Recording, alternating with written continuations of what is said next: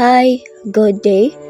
So ngayon, ituturo ko sa inyo ang isa sa pinakamahalagang defensive skill sa volleyball, ang digging. So ang digging ay isang skill na ginagamit para masalo o masave ang malalakas na atake o spike ng kalaban.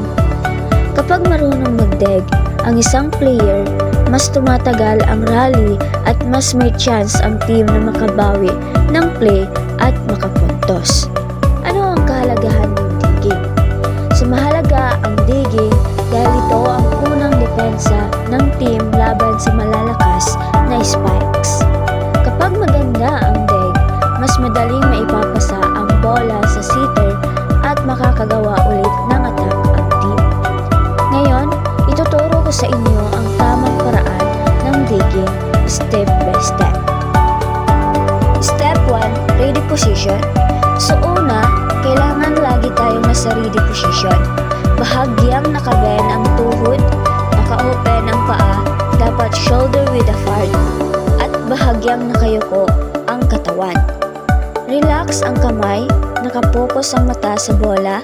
Importante ang ready position dahil dito nanggagaling ang mabilis na movement at reaction ng player. Kapag naka-straight kasi ang tuhod o nakatayo ng diretsyo, mahihirapan tayong gumalaw agad. So step 2, observe the attacker. So habang papalapit ang spiker, kailangan obserbahan natin ang galaw niya. Tignan kung saan nakaharap ang katawan, tignan ang kamay at angle ng hit, hulaan kung saan pupunta ang bola.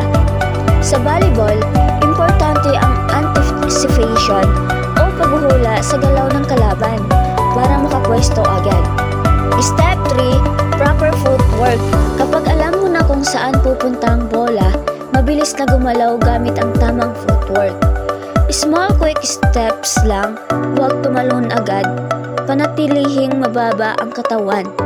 Mas maganda ang balance kapag mababa ang katawan dahil mas kontrolado natin ang movement. And then, step 4, proper hand in arm position. Sa digging, ginagamit natin ang forearm platform. Ganito ang tamang position. Pagdigitin ang dalawang kamay, straight ang siko at braso. Flat dapat ang platform.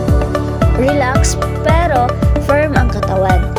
Iwasan ang sobrang pag-swing ng braso dahil mawawala ang control sa bola.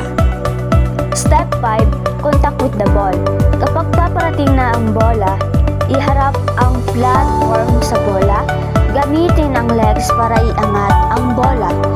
Kapag maayos ang dig, mas madaling makapag-set at makapag-attack ang team. Step 6, recovery. Pagkatapos mag-dig, bumalik agad sa ready position.